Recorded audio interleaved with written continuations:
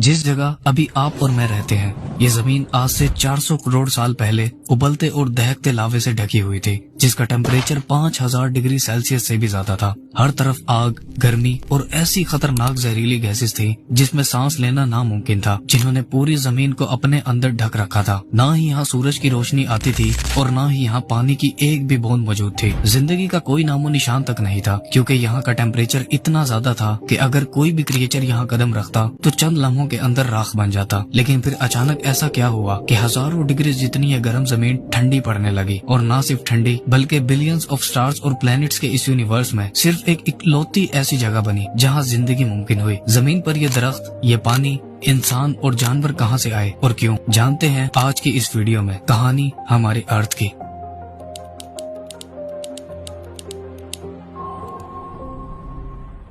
आज से करीब 6.5 बिलियन साल पहले हमारी स्पेस में एक डस्ट और गैसेस से बने क्लाउड और एक स्टार के अलावा और कुछ भी नहीं था। पूरी स्पेस एकदम खाली और खामोश थी। साइंटिस्ट ने इस गैसेस के क्लाउड को सोलर नेबुला का नाम दिया है। ये क्लाउड मेनली हाइड्रोजन और हीलियम गैसेस से बना हुआ था, जो यूनिवर्स में सबसे ज्यादा पाए जाने वाले एलिमेंट्स में से हैं। इसी क्लाउड में और भी कुछ एलिमेंट्स मौजूद थे, जैसे ऑक्सीजन, कार्बन, नाइट्रोजन और सिलिकॉन, जिनसे हमारे सोलर सिस्टम के ज्यादातर प्लैनेट्स बने हैं। ये बादल करोड़ों सालों तक ऐसे ही स्पेस की खामोशी में 100 लाइट ईयर्स तक फैला हुआ था। यानी लाइट को इसके स्टार्टिंग पॉइंट से एंडिंग पॉइंट तक पहुंचने में पूरे 100 साल लग जाते। लेकिन एक दिन इसके पास मौजूद उस स्टार में, जिसका हमने अभी जिक्र किया, एक बहुत बड़ा धमाका हुआ, जिसे साइंटिस्ट सुपरनोवा एक्सप्लोजन कहते हैं। ये धमाका इतना ज्यादा भयानक और इंटेंस था कि इसके फटने से उस क्लाउड के अंदर की सारी गैसेस, डस्ट और सारे एलिमेंट्स बड़ी ही तेजी से कंप्रेस होने लगे, जिसके नतीजे में ये अपने सेंटर की तरफ कोलैप्स होने लगा। इस कंप्रेशन के दौरान ये क्लाउड बड़ी ही तेजी से घूमने लगा। जैसे जैसे ये कंप्रेस होता गया, वैसे वैसे ये एक रोटेटिंग डिस्क में बदलता गया। इस प्रोसेस को सोलर नेबुला हाइपोथेसिस कहते हैं। इस रोटेटिंग डिस्क के सेंटर में एक न्यूक्लियर फिजन रिएक्शन होने लगा, जिसका टेम्परेचर 15 मिलियन डिग्री